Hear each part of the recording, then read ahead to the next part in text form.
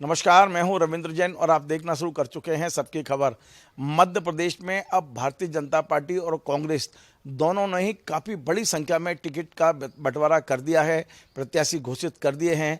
Bharatiya Janata party के 136 और कांग्रेस के 144 उम्मीदवार अब मैदान में उतर चुके हैं। लगभग 85-86 सीटें अब ऐसी हैं जहां दोनों प्रत्याशी आमने सामने आ गए हैं, यानी कि अब दंगल सज चुका है, पहलवान अखाड़े में उतर चुके हैं।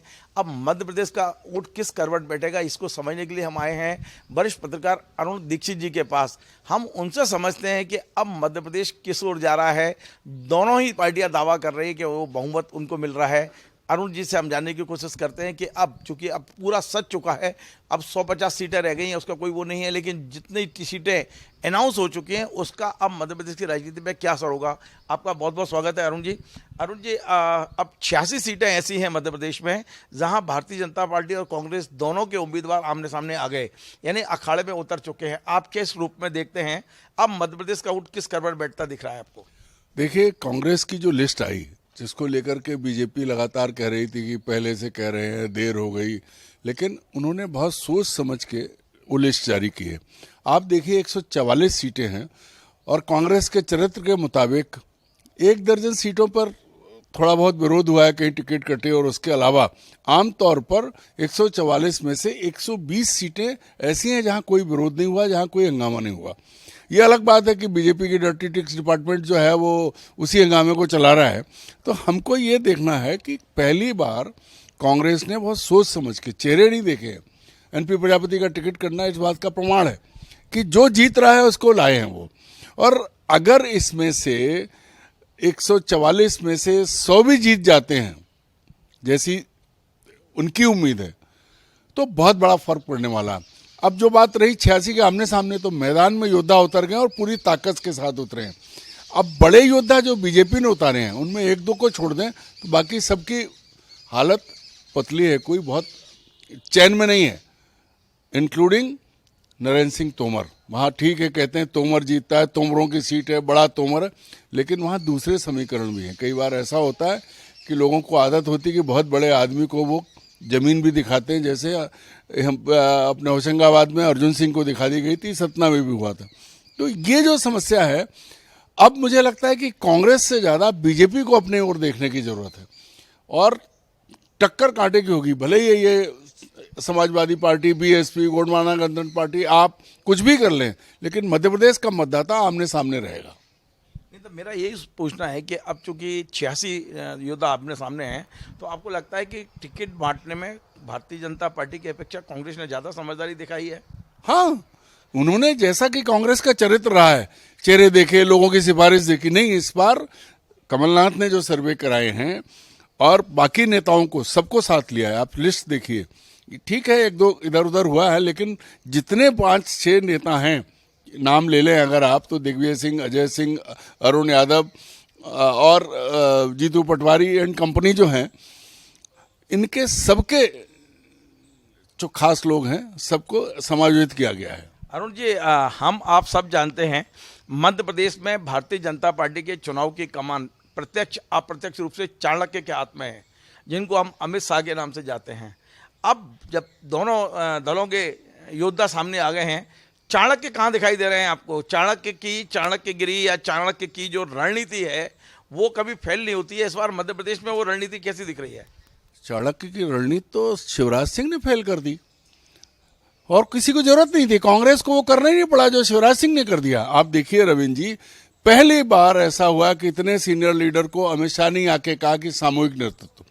दौड़ाते रहे, मतलब जून जुलाई से शुरू हुआ और अक्टूबर आते आते जब बर्दाश्त से बाहर हो गया, मीडिया में उठ गया कि शिवराज का नाम तक ले रहे हैं, तब शिवराज सिंह ने प्रधानमंत्री के सामने 5 अक्टूबर को जबलपुर में जनता से पूछ लिया कि मेरी सरकार कैसी चल रही है। सबसे पहले मेरी आई और 3 बार पूछा उन्होंने। अगले दिन वो और उससे आगे निकल गए, उन्होंने ये भी पूछा जनता से कि मेरी सरकार कैसी चल रही है, अच्छी चल रही है, फिर बननी चाहिए कि नहीं बननी चाहिए, मुझे मुख्यमंत्री बनना चाहिए कि नहीं बनना चाहिए, और उससे आगे बढ़े। पहली बार बीजेपी के इतिहास में मोदी के 10 साल में किसी ने सवाल पूछा कि मोदी को प्रधानमंत्री बनना चाहिए कि नहीं बनना चाहिए, और आखिरी बात जो उन्होंने जोड़ी कि जो मेरा साथ देगा मैं उसका साथ दूंगा। अब संदर्भ निकाल लो आप, उसके बाद चाणक्य कहाँ है? चाणक्य जो हैं बिना चोटी के चाणक्य हैं ये, तो इनका कोई धर्म ईमान नहीं है। चाणक्यगिरी शिवराज सिंह ने इनकी वापस कर दी है और इसीलिए अब यहाँ दिख नहीं रहे हैं वो। देखिए, एक चीज़ और हम समझने की कोशिश करते हैं, भारतीय जनता पार्टी के बड़े नेता कह सकते हैं, पार्टी हाईकमान जब मध्य प्रदेश के दौरे पे आते हैं और हम पूछते हैं कि मध्य प्रदेश में अगला सीएम कौन होगा यदि बीजेपी को बहुमत मिलता है, तो वो उस बात का जवाब नहीं देते। वो कभी नहीं बोलते कि शिवराज जी हमारे मुख्यमंत्री के फेस हैं, लेकिन शिवराज जी खुद लगातार अपनी बैठकों में कह रहे हैं कि मैं फेस हूँ। कल दिमनी में उन्होंने साफ कहा कि आप चिंता मत करिए, मैं हूँ, जब तक विकास है मैं विकास करूंगा, दिमनी का विकास मैं करूंगा। यानी आज भी वो अपने आप को कल का मुख्यमंत्री बता रहे हैं। ये आज 16 तारीख है, ये पिछले 10 दिन का खेल है। इन 10 दिनों में शिवराज सिंह ने हर चीज बदल दी है।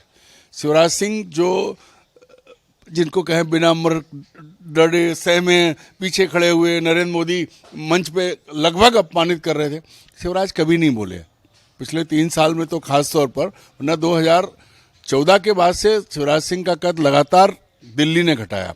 मुझे जो लगता है, मैं इस बात को थोड़ा अलग लेके चल रहा हूं कि जो प्रयोग नरेंद्र मोदी ने पूरे देश में बीजेपी नेताओं के साथ किया है, आज बताइए बीजेपी की सेकंड लाइन अगर उनके कंटेम्प्रेरी अगर देखें समकालीन, तो सबसे बड़े थे नितिन गडकरी, उनकी क्या हालत कर दी।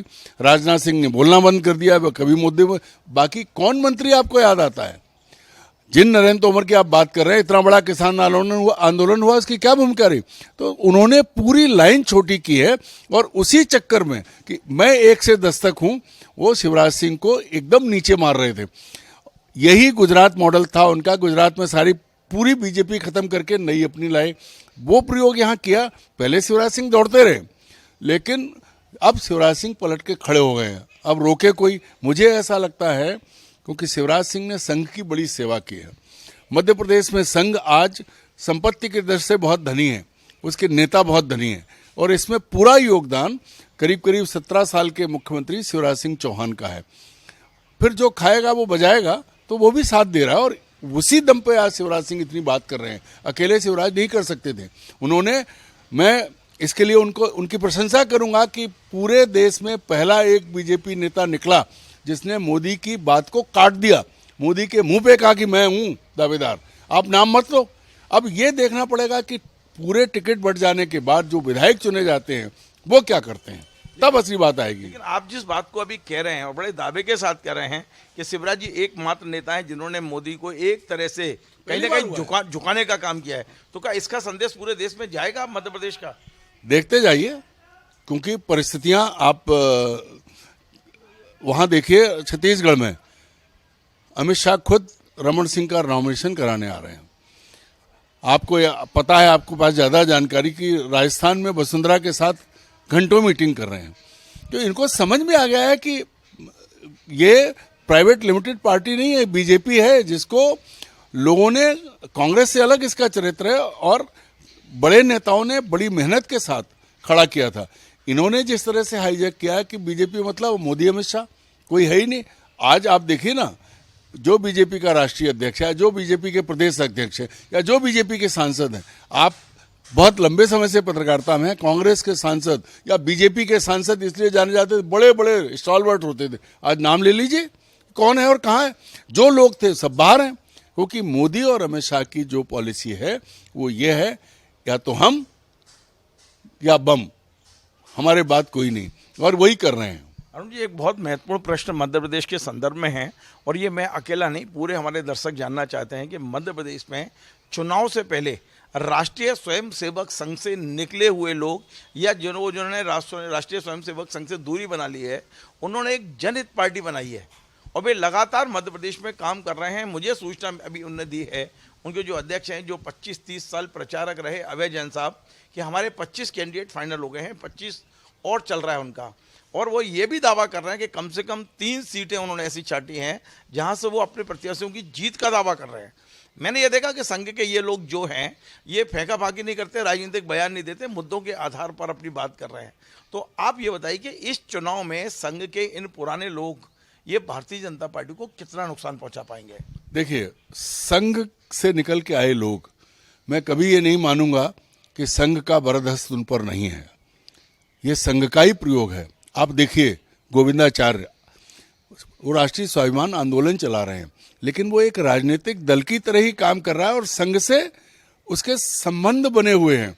ये जो स्वयंसेवक आए हैं, इसका मतलब ये है कि संघ के स्वयंसेवकों ने पहली बार आगे आके जनहित पार्टी बनाई। मतलब ये है कि नागपुर का संरक्षण उन्हें है और नागपुर चाहता है, क्योंकि जितनी तगड़ी और जितनी जिस तरह की वन वे ट्रैफिक जिसको कहना कि अधिनायक बात जो शुरू हो गया बीजेपी में, तो बीजेपी के नेता तो नहीं बोल रहे हैं, क्योंकि उनके लिए तो ईडी सीबीआई सब कुछ है। संघ का क्या करेंगे आप? संघ का स्वयंसेवक तो कंधे पे झोला टाल के चलता है। और वो जवाब मुझे लगता है, भले ही जैन साहब ना माने, लेकिन मुझे ऐसा विश्वास है, मुझे ऐसा लगता है कि संघ से निकले स्वयंसेवक संघ की विचारधारा पर ही काम कर रहे हैं और वो उसी दिशा को आगे बढ़ा रहे हैं जो अब संघ सोच रहा है। यानी मध्य प्रदेश में भारतीय जनता पार्टी को राष्ट्रीय स्वयंसेवक संघ का जो सपोर्ट मिलता था, जो एक उनको सहारा मिलता था, इस बार शायद उस तादाद में ना मिल पाए। स्वाभाविक है, जब संघ के स्वयंसेवक मैदान में सामने खड़े हैं, 25 सीटें उन्होंने तय कर ली हैं, 25 और तय करेंगे, 3 का जीत का दावा है। अगर 50 सीटों पे संघ के स्वयंसेवक या संघ के जनहित पार्टी के प्रत्याशी 5000 वोट तक ले गए तो बीजेपी रसातल में चली जाएगी। एक आखिरी सवाल, और वो ये कि हम पिछले कई वर्षों से भारतीय जनता पार्टी के चुनाव को कवर करते रहे हैं, चुनाव का पूरी उनकी रणनीति को देखते रहे हैं। भारतीय जनता पार्टी में एक परंपरा रही है विस्तारक भेजने की, और वो पूरे 230 सीट पे विस्तारक भेजा करते थे। उन विस्तारकों का काम था कि वहाँ माहौल बनाना, कोऑर्डिनेशन करना। इस बार आधे विस्तारक तो वापस आ गए हैं और कई जगह विस्तारक पहुँचे ही नहीं हैं। तो ये जो संघ में सबसे बड़ी चीज़, जो विस्तारक बहुत बड़ी इकाई थी, इस बार उसका छिन्न भिन्न होना भारतीय जनता पार्टी के लिए कितना नुकसान पहुँचाएगा? देखिए, कई चीजें बदल गई हैं। 230 सीटों पे आप विस्तारकों की बात कर रहे हो, लेकिन नरेंद्र मोदी ने 230 विधायक भेज दिए थे, जो तो वो विस्तारकों की जरूरत ही नहीं है। नहीं, वो उनके लिए काम कर रहे थे। मैं अभी एक और बात कहूं आपके इस सवाल से जोड़ के कि नरेंद्र मोदी और अमित शाह 2024 की तैयारी कर रहे हैं। 23 पे उतना ध्यान नहीं है, उनकी पूरी तैयारी उस पर है। और संघ की ऐसी स्थिति है कि हर चीज के लिए जिम्मेदार संघ बताया जाता है। कभी भी कोई गाली देता है तो जो बोलते हैं शब्द वो आप और हम जानते हैं, भाजपा ही कोई नहीं बोलता है, सब संघ के नाम से बोलते हैं। अब उस संघ की ये दुर्गति हो रही है कि उसकी कोई, जिन मुद्दों पर वो बात कर रहा है, उन मुद्दों पर घुमा के अपने ढंग से उनकी व्याख्या करके नरेंद्र मोदी उन्हें आगे बढ़ा रहे हैं। सरेआम झूठ बोलते हैं। संघ संस्कार जो हैं, मैंने भी बहुत नज़दीक से देखा है, शाखा भी देखी है, लोगों को भी देखा है, बहुत अच्छे संबंध हैं। लेकिन ऐसा संघ का स्वयंसेवक जैसे नरेंद्र मोदी और अमित शाह ऐसे पहले कभी नहीं आए। इनका मानना है कि जब ये हैं जो हैं वही हैं। इसकी वजह से संघ का लगातार नुकसान हुआ है, संघ की छवि खराब हुई है और उसको सुधारने की कोशिश संघ कर रहा है। जनहित पार्टी उसका प्रमाण है। एक अरुण दीक्षित जी से मेरा सवाल है, पत्रकार से नहीं। अरुण दीक्षित जी को जब भी मैं इंटरव्यू करता हूं तो वो शिवराज जी को बचाते हैं और मोदी और शाह पर हमला करते हैं। ऐसा क्यों करते हो आप? देखिए, मेरा पहला सिद्धांत है कि जो कमजोर है उसके साथ खड़े होना है। मेरी जर्नलिज्म की बेसिक। शिवराज जी कमजोर तो नहीं है? नहीं, कमजोर थे। और अगर शिवराज सिंह कमजोर नहीं होते तो इतना अपमान नहीं सहते। आज भी सह रहे हैं वो, आज भी बहुत सारी चीजें उनके एक और तो आप कह रहे हैं कि उन्होंने पूरे देश को रास्ता दिखा दिया, रास्ता तो दिखाया, और नरेंद्र मोदी और अमित शाह को झुका दिया। इसके बाद भी बहुत सारी चीजों को लेकर के दबाव में है। शिवराज जी कहते हैं मैं पतला दुबला दिखता हूँ, लड़ने में माहिर हूँ। अब ये तो देखेंगे ना, हम भी यही चाहते हैं कि एक बार डंके की चोट पे ताल ठोक के लड़ें, तो कम से कम ये तो लगे कि इस पार्टी में लोकतंत्र है। वरना बीजेपी के भीतर लोकतंत्र खत्म हो चुका है। जो लोकतंत्र आप याद करिए, प्यारेलाल खंडेलवाल, सुंदरलाल पटवा, लक्ष्मी नारायण पांडे और इनके सबके अपने कुशाभाऊ ठाकरे जी के नेतृत्व कितने गुट थे आप याद करो पूरा, और सबको एक साथ ठाकरे जी सबको समायोजित कर लेते थे। आज कोई ऐसा है बीजेपी में? आप विस्तारकों की बात कर रहे हैं, एक नेता ऐसा हो जो सबसे बात कर ले। कितने लोगों ने पार्टी छोड़ी? कभी ऐसा हुआ? इससे पहले इतने बड़े पैमाने पर लोग गए। तो शिवराज सिंह की बात में इसलिए क्योंकि शिवराज सिंह के सामने मोदी बहुत ताकतवर है, उन्होंने बहुत अपमानित किया है शिवराज सिंह को। और शिवराज सिंह अरुण दीक्षित के दोस्त भी हैं, तो हमको लगता है कि हमारे किसी दोस्त को नाजायज दबाया जा रहा है तो हम उसका साथ। लेकिन आपको मालूम है ना, एक चींटी भी हाथी को कभी कभी बेहोश कर देती है। वही कह रहा हूँ। आज शिवराज सिंह जो कर रहे हैं वो कहीं ना कहीं चींटी बनकर ऐसा नहीं हाथी को परास्त कर दें? नहीं, अब मैं तो यही उम्मीद करता हूं और इसीलिए मैं उनका साथ देता हूं जो आप मुझसे सवाल पूछ रहे हैं। मैं तो चाहता हूं कि वो सबक सिखाएं और ये बताएं कि सब का सम्मान बराबर है। भारतीय जनता पार्टी परिवार की पार्टी नहीं है, किसी के पिता ने फॉर्म नहीं की थी, किसी खानदान की नहीं है जैसा वो कहते हैं, तब फिर दो लोग कैसे ऐसा कर रहे हैं, ये सवाल बहुत जरूरी है। बहुत बहुत धन्यवाद। तो आपने अरुण दीक्षित जी बड़ा सपाक सीधा सीधा बोलते हैं, कोई भी लुका छुपी नहीं। उनका साफ कहना है कि नरेंद्र मोदी और अमित शाह जैसे संघ के कार्यकर्ता हमने नहीं देखे हैं। उनका ये भी कहना है कि मध्य प्रदेश में चुनाव की जो बिछाद बिछी है वो कहीं ना कहीं अब ऊँट उन्हें कांग्रेस की ओर जो ऊँट बैठता दिखाई दे रहा है, कहीं ना कहीं झुकाव उन्हें कांग्रेस की ओर दिखाई दे रहा है। लगता है कि अरुण दीक्षित जी ने शिवराज जी को एक तरह से एक प्रेरणा देना शुरू कर दिया कि आप लड़िए, हम आपके साथ हैं। इस तरह का कोई मैसेज अरुण दीक्षित जी लगातार शिवराज जी के पीठ थपथपा रहे हैं, उनको प्रेरित कर रहे हैं कि आप लोकतंत्र की लड़ाई लड़िए, केवल पार्टी के अंदर की नहीं। आपको हमारा ये कार्यक्रम पसंद आए वैसे शेयर करें, लाइक करें, कमेंट करें और आपसे बार बार निवेदन है हमारे इस चैनल को सब्सक्राइब अवश्य करें। धन्यवाद।